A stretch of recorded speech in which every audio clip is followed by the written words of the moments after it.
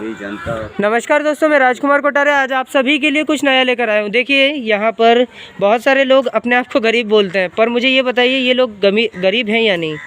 अगर हम बात करें यहाँ के लोगों की, तो ये लोग अपने आप को गरीब क्यों कहते हैं? क्योंकि ये मानसिक रूप से बीमार हैं। अगर हम बात करें यहाँ के लोगों की, तो ये सोचते बहुत ज़्यादा हैं। मालूम है क्या कि हम लोग गरीब हैं। मुझे ये बताइए यहाँ पर गंदगी किसने फैलाई, हम लोगों ने या इन लोगों ने? क्योंकि मैं तो 1000 किलोमीटर दूर रहता हूँ, लेकिन यहाँ के लोग कितनी दूर रहते हैं? सिर्फ यहाँ के किनारे पर। मुझे ये बताइए इन लोगों ने अगर ये कचरा फैलाया है तो इसका ज़िम्मेदार कौन है? यहाँ पर देखिए ये ढेर पड़ा हुआ है। ये लोग कभी ये तक नहीं बोलते यहाँ के सफाई कर्मी को कि यहाँ पर हम लोगों को कचरा नहीं फैलाना है और तुम लोगों को भी नहीं फैलाना है, नहीं तो डेंगू मलेरिया किनको होगा? इन लोगों को। इंजेक्शन किनको लगेंगे? इन लोगों को। और फिर वो लोग जो कि पूरा दुकान, पूरी दवा, हर चीज़ खोल के बैठे हैं, इनको लूटते रहेंगे और ये गरीब बने रहेंगे। पर मुझे ये बताइए इसका ज़िम्मेदार कौन है? अगर हम लोग मानसिक रूप से मजबूत नहीं हैं तो हम लोग कुछ नहीं कर सकते। मुझे ये बताइए यहाँ पर अगर हम बात करें, क्या ज़रूरत है इस चीज़ को बढ़ाने की? अगर हम लोग गरीब नहीं रहना चाहते, इन लोगों की ज़ुबान से निकलता है कि हम लोग गरीब हैं, पर मुझे ये बताइए कि क्या ये वास्तव में गरीब हैं? यहाँ पर देखिए नालियों की बात करें, यहाँ पर ये नालियों में कचरा किसने फैलाया? हम लोग अपने बच्चों को पाउच फेंकते हुए भी देखते हैं, लेकिन हम लोगों की जिम्मेदारी ख़त्म हो जाती है। बोले भैया पाउच खरीद ले, अब जिम्मेदारी ख़त्म।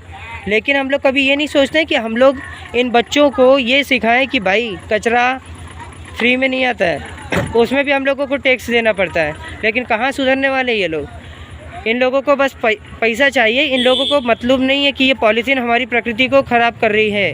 इन लोगों को मतलब नहीं है कि यहाँ पर सभी लोग परेशान हो रहे हैं। इन लोगों को मतलब है बस, ओ भाई आराम से यार, यहाँ पर ये भाई साहब को बस मतलब है अपना काम हो जाए। बाकी ये नहीं सोच रहे इससे कितने सारे गरीब लोगों की मदद होगी। इन लोगों को बस इससे मतलब है कि भाई ध्वनि प्रदूषण फैलाना है। इन भाई को मतलब है बस इस चीज़ से कि यार कुछ बदलाव नहीं करना है। पर भाई मैं तो बदलाव करूँगा यार। एक आए चाहे 1000 आए, चाहे करोड़ आए, चाहे करोड़ों मेरे सामने खड़े रहें, फिर भी मैं नहीं डरने वाला, क्योंकि मेरे अंदर हिम्मत है। नहीं तो शायद 5 दिन पहले मर जाता ट्रेन से टक्कर खाकर। मैं चलती हुई ट्रेन से टकराया था, लेकिन हिम्मत थी, क्योंकि मुझे पता है मैं मरने के लिए पैदा नहीं हूँ। यहाँ पर देखिए, यहाँ पर कचरा कितना सारा है। आप लोग देखिए कि यहाँ पर अगर नमी आएगी, यहाँ पर फंगस फैलेगा, यहाँ पर फफूंद फैलेगी, तो बीमार कौन होगा? इनके शरीर में, इनके पैर पर लगे, फिर इनके घर में जाएगा, फिर वहाँ पर शीत या उमस रहेगी, फिर ये बीमार होंगे। मुझे ये बताइए इसका ज़िम्मेदार कौन है? क्या ये लोग अपने वहाँ की जो संस्था है, यहाँ की जो नगर पालिका है, यहाँ पर कॉल नहीं कर सकते? अगर ये कॉल कर देते तो शायद यहाँ पर पक्की रोड बन जाती। ये पक्की रोड होते हुए पक्की नहीं लग रही है, क्योंकि ये कच्ची पक्की है, ना तो ज़्यादा पकी हुई ना ज़्यादा कच्ची है। आप ये देखिए यहाँ पर अगर हम बात करें थोड़ा सा आगे जाकर, मैंने किस वजह से ये वीडियो बनाना शुरू किया, इसकी ज़िम्मेदारी देखिए मैं इन लोगों को सौंपता हूँ। मैं इनका चेहरा नहीं बताऊँगा, लेकिन हाँ ये कचरा ज़रूर बताऊँगा। आप यहाँ पर देखें, यहाँ पर देखिए ये क्या चीज़ जल रही है। इसको आप ध्यान से देखेंगे तो आपको यहाँ पर पॉलीथीन का जला हुआ आपको दिखेगा। आपको यहाँ पर देखिए ये उबाल सा दिख रहा है। ये देखिए मैं आपको जूम करके बताता हूँ। यहाँ पर देखिए, मुझे ये बताइए इस कचरे से बीमार कौन होगा? ये लोग बोलते हैं हम लोग गरीब है, पर किस प्रकार से गरीब है पहले ये बताएं। आप लोग खुद बताएं कि इस से जो गंदा धुआं निकलेगा इससे बीमार कौन होगा? ये लोग या मैं?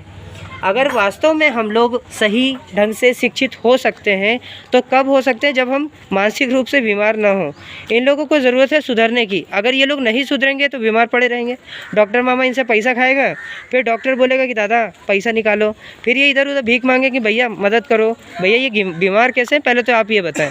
अगर ये वास्तव में बीमार हैं तो सुधार कब करेंगे? अगर शुरुआत नहीं करेंगे तो शुरुआत होगी कब? इन लोगों को खुद को सुधारना पड़ेगा, तब जाके ये लोग अपने बच्चों को पढ़ा पाएंगे, क्योंकि पैसा ही नहीं बचेगा तो खर्च कहाँ करेंगे? अगर खर्च करेंगे तो बुद्धि आएगी, नहीं तो बुद्धि तो सबके पास होती है, लेकिन काम जिसको बुद्धि काम में नहीं लेते आती वो कुछ नहीं कर सकता।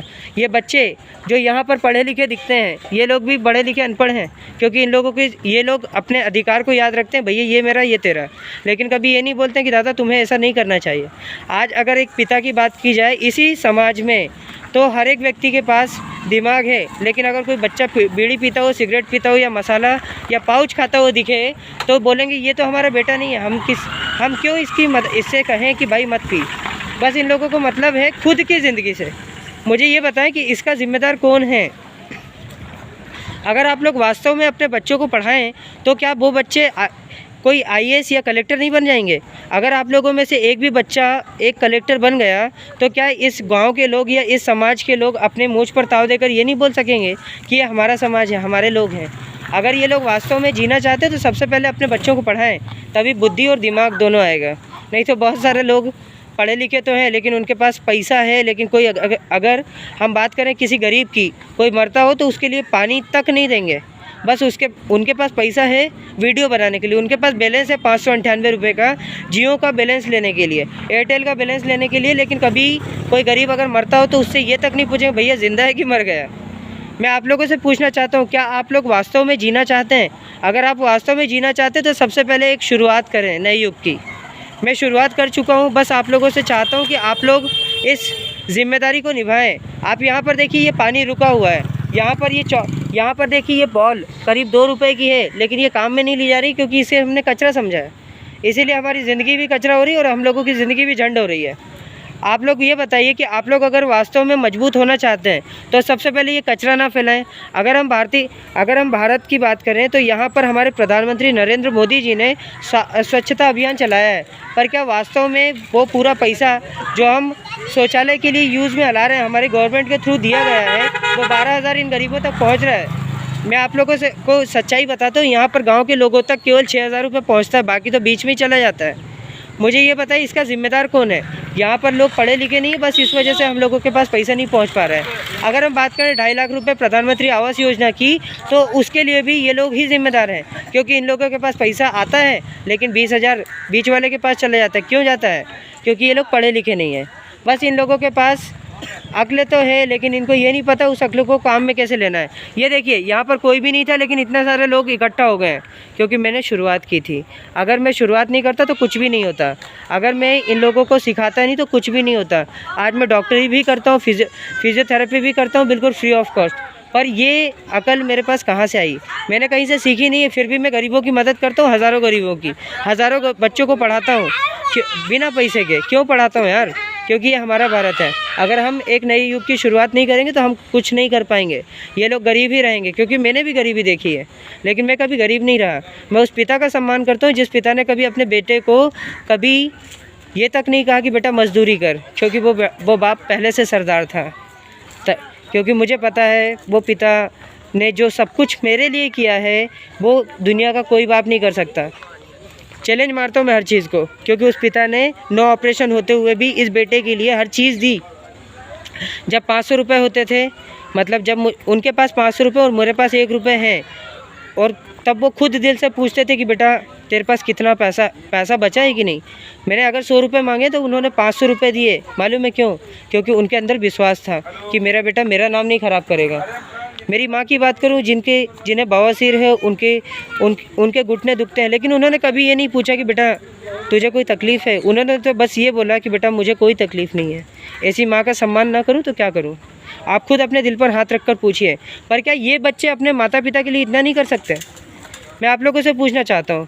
ये बस वीडियो देखेंगे, वीडियो बनाएंगे, लेकिन अगर कोई मरता हो तो उसको हाथ तक नहीं देंगे। सभी लोग वीडियो बनाएंगे बस, बाकी कुछ नहीं करेंगे। आज के 12 साल पहले मेरे सामने ही इंदौर के बहरकुआ चौराहे पर एक लड़की जो कि 19 साल की थी, स्कूटी से गिरी हुई थी, और उस लड़की को कोई मदद करने के लिए नहीं था। मैं आप लोगों से पूछना चाहता हूँ कि आप क्यों नहीं था? क्योंकि यार शुरुआत नहीं की गई थी किसी के भी द्वारा, क्योंकि उन लोगों के पास पैसा था लेकिन जिम्मेदारी नहीं थी। वो लोग अपने कर्तव्यों का निर्वहन नहीं करना जानते थे। वो लोग कभी भी ये नहीं जानते थे कि हम लोगों को भी बदलाव करना है, हम लोगों को भी शुरुआत करनी चाहिए। उन लोगों को, अगर हम बात करें निर्भया हत्याकांड की, तो उसमें 1,000 करोड़ रुपए इकट्ठा किया गया, पर क्या उस 1,000 करोड़ रुपए का उपयोग किया गया? मैं आप लोगों से पूछना चाहता हूँ, क्या सही ढंग से उपयोग किया गया? अगर किया गया तो फिर हमारे देश में इतने सारे बलात्कार आज भी क्यों होते हैं? आज भी हमारे देश की जिम्मेदारी वही है जो पहले थी। जो भारत पहले विश्व गुरु था, वो आज विश्व गुरु क्यों नहीं है? मैं आप लोगों से पूछना चाहता हूँ। आज 75 साल हो चुके हैं, फिर भी हमारे देश को विकासशील भारत के रूप में जाना जाता है, विकसित भारत के रूप में क्यों नहीं? क्या हमारे देश की 135 करोड़ जनसंख्या में इतना दम नहीं है कि वो इस देश से बेरोजगारी और भ्रष्टाचार के मुद्दे खत्म कर सकें? अगर हम लोग वास्तव में जीतना चाहते हैं तो सबसे पहले इस देश को कुछ देना सीखें। हम लोगों के पास पढ़ाई है, लेकिन हम लोगों के पास समझ नहीं है। तकलीफ़ यहाँ से। अगर हम लोग वास्तव में जीना चाहते हैं तो सबसे पहले कुछ देना सीखें। मेरे दोस्त और मेरे टीचर, मेरे सब कुछ, हमारे एक सर हैं जो कि हरदा में रहते हैं, उनका नाम अग्रवाल सर। वो मुझे केमिस्ट्री में ऑर्गेनिक केमिस्ट्री पढ़ाया करते थे। इनऑर्गेनिक या ऑर्गेनिक ये मुझे याद नहीं, लेकिन हाँ केमिस्ट्री पढ़ाया करते थे। उनकी बात करूँ तो वो हमेशा बोलते थे, बेटा मुझे आज भी वो दिन याद है जब उन्होंने मेरी बेइज्जती की थी, लेकिन उन्होंने मेरी सीमा को बढ़ा दिया था। उन्होंने मुझसे पूछा था कि बेटा फार्मूले, तू बहुत इंग्लिश झाड़ता है, तू एक बात बता, फार्मूले का फुल फॉर्म क्या है? मुझे आज तक नहीं पता चला, लेकिन उसी दिन पता चल गया था, इसलिए आज तक नहीं पता चला। तभी तो दोबारा फ़ोटो कॉपी चिपकाता रहता हूँ हर जगह। आज इंग्लिश का ज़्यादा तो नहीं, लेकिन हाँ इतना ज़रूर जान चुका हूँ कि हाँ इंग्लिश में इतना दम नहीं है कि मेरा दम निकाल सके। आज 8 से 9 भाषाएं जानता हूँ, सिर्फ इसलिए क्योंकि मैं एक भारतीय हूँ, सिखाना जानता हूँ। क्योंकि किसी ने कहा है, सीख को कर बुलंद, बहुत कुछ सीखा जा, क्या पता वो ख्वाजा मिल जाए, क्या पता वो माता पिता ईश्वर के रूप में मिल जाए जिन्हें महाकाल कहा जाता है, क्या पता वो कर्तव्य मिल जाए जिसे अधिकार कहा जाता है।